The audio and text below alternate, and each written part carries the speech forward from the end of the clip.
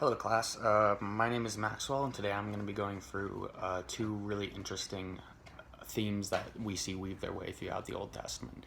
The first is God's sovereignty, and I think this is absolutely central to what it means to be a Christian and having a correct view of God. And I would define God's sovereignty as God's absolute dominion and control over all of reality, and that includes everything that happens, not just good and not just evil. It's important to know that this addresses that Christians are not dualists in the sense of there are two forces, good and evil, battling it out throughout history, throughout reality, and that there's no like concrete winner, and it's important to know that Christians do believe that there is a concrete winner and that it's God, and that anything that happens, any foothold that Satan gains, is ultimately because God lets him. And I think in that sense, it's important to know that good and evil are ordained by God, and it is not just good, and therefore we see that reality encompasses all good and bad, and that it's not, again, a battle. We see this pop up throughout the Old Testament a number of times. Honestly, it's pretty pervasive, but the most explicit times, I think, are mentioned in the lecture video, and that is Isaiah 46, 9 through 10, where it is written, "My counsel shall stand, and I shall accomplish all my purpose." And then we see in Lamentations 3:37 through 39, "Who has spoken and it came to pass, unless the Lord has commanded it? Is it not from the mouth of the Most High that good and bad come?" And then we also see in Genesis 50:19 through 20, when Joseph meets his brothers again after they betrayed him and told his father that he died. He says, "You meant evil against me, but God meant it for good." And I think it's important that we understand that the word there is not "used it for good," meaning God had no hand in the bad actually coming to pass. If God meant it for good, he ordained and he appointed the evil, but he did not actually commit it, meaning that God is in control, ultimate control over what happened, and that he even means bad things for an ultimately better and good outcome. Then we also see in Job 2:10, "Shall we receive good from God, and shall we not also receive evil?" Man, the humility in this verse, I think, is just amazing, and I think it lends to the importance of actually understanding this theme in the correct light. It's to show us our relationship with God, and if we actually understand the doctrine of God's sovereignty, it can renew our relationship with God, and that it demonstrates to us God's mercy, and how, honestly, if we really believe that God is absolutely in control of all things, I think it inspires fear in us, and it should inspire fear in us if we're against God's will, because if we understand that God's will is ultimately going to be accomplished, then we have so much to fear if we are against God's will.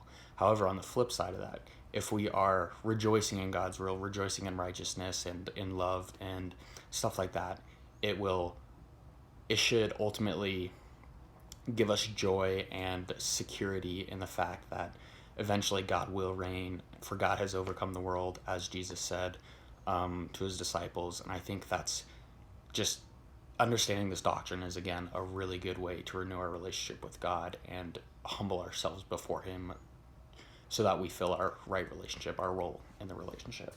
The second one I thought was really interesting, that I honestly, before this class, I didn't too much see it anywhere, but now I do. That one is substitutionary grace. And this is basically God redeems his people by taking the blame onto himself, or placing it, again, like on an animal sacrifice or something like that, so that we ourselves do not have to bear the punishment for our own sins by the grace of God. Man, you see this everywhere in the Old Testament, but Genesis 9, I think, where it's talking about the rainbow and the clouds, God uses the word bow, actually. And if we think about that, it's a bow, like a bow and arrow. We see it as symbolism, is pointing upwards towards God's, where they thought, or God dwells, just pointing towards God. We see that as in God, instead of punishing all of humanity and killing all flesh, he instead takes the punishment upon himself.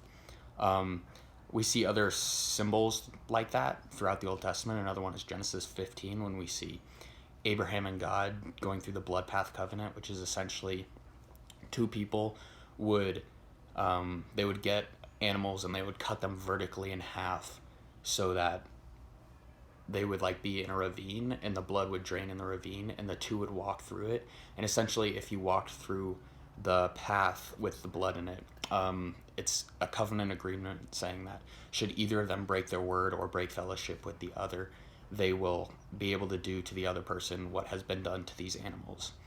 And in the instance where Abraham is about to walk through this with God, God puts Abraham to sleep and he walks through it instead by himself. And essentially, this is meaning that God takes the responsibility of both sides of the covenant of upholding it onto himself, and that should man break its promise, God would be the one to take the punishment for it, which we see again in Jesus Christ. So it's foreshadowing of what is to come and of demonstrating God's own character to his people. We see again in Hosea 1-3, where God commands Hosea to purchase his wife out of prostitution, great cost to himself, and God specifically says to do this, to marry a prostitute, simply to demonstrate God's relationship with Israel when it's engaging in heavy idolatry. And we see that Gomer, the prostitute that Hosea marries, is not doing any of the works herself. It is Hosea who marries her, and then she cheats on him, and yet he still buys her out of prostitution, which is probably an involuntary prostitution. And so he is redeeming her of his self, of his own actions, in the way that God redeems us according to no works of our own. Lastly, although there are more, this is the last one I'll be mentioning. Numbers 21, when Moses raises up a serpent into the wilderness, when a lot of God's people were suffering bites from snakes, from poisonous snakes, and they were dying, and God tells Moses to raise up a serpent made of bronze on a staff, and that anybody who looks at it will be cured. And again, this is God. Jesus himself references this later in the New Testament as pointing towards him, but essentially by doing this, God is telling them that, look, we will take what is killing people, sin, and in a sense symbolic of Jesus in sinful flesh, and we will raise it up, and that whoever would look at it will be cured, meaning whoever has faith in Christ will be cured of the poison of what's killing us, sin. And not only is this deeply symbolic and foreshadowing of Jesus, but I think that it's important to know that it's revealing God's character to us and revealing again our role towards God in our relationship with him, and that we're guilty, and again, it's not us that does the work, it's God, and he is the one taking the punishment that we deserve onto himself. And it's really enlivening to see this, not just in the New Testament but also in the Old Testament, to know that God is the same today and tomorrow and yesterday. And it is important that we see this for what it is, and that we see this theme carried out throughout the Old Testament so that we understand that about God.